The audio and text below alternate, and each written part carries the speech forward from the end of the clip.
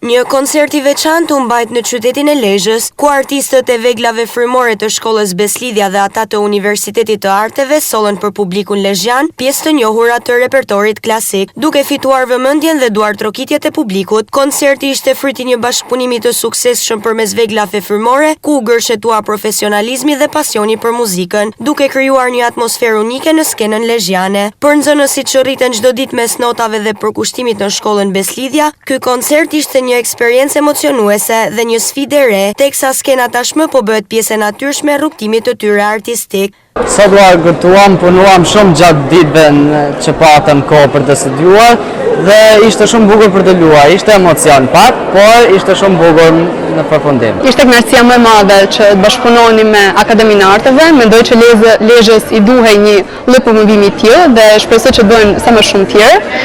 Ishte një mbrëmje plot emocion, e paharrueshme mund të themi, salla u mbush i kaloi për çmit tona, do të falenderoj shumë familjen që ishte mbështetja më e madhe. Lezhës i duhen sa më shumë aktivitete të tilla, sa më shumë aktivitete sensibilizuese, promovuese për në artistët frymorë dhe jam e bindur që do vazhdoj shumë gjatë kjo gjë.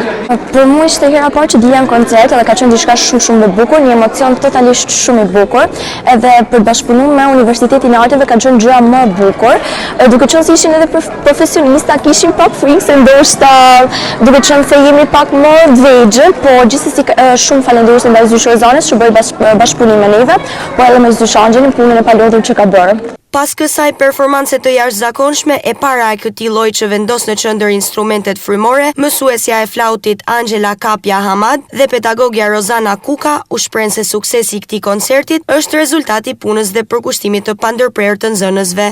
Për mendimin tim, mendoj se është një bashkëpunim shumë i vlefshëm. Nuk mund të themi që kishte një diferencë që mund të binte shumë në sy, kishte një shtrirje dhe një gërshetim shumë të bukur. Ne jemi shumë të emocionuar që sot kemi arritur të jemi pjesë e këtij bashkëpunimi, sepse vërtet që një brez, siç është brezi i shkollës nëntëvjeçare në instrumenta muzikore, dihet që ato janë në hapat e tyre të parë dhe në rritjen e tyre artistike, të bashkohen me një brez të cilët janë në përfundimet e studimeve të tyre. Unë jam shumë e lumtur që kolegja ime Angela ka bërë një punë shumë të mirë me këta fëmijë. Dhe kryesore është që ato janë afruar artit. Janë afruar instrumenteve që preken në dorë, jo muzikës e cila bëhet me kompjuter dhe me tastier. Në këtë bashkëpunim jon mendoj se është shumë frutëdhënës, inkurajues për të rinjt.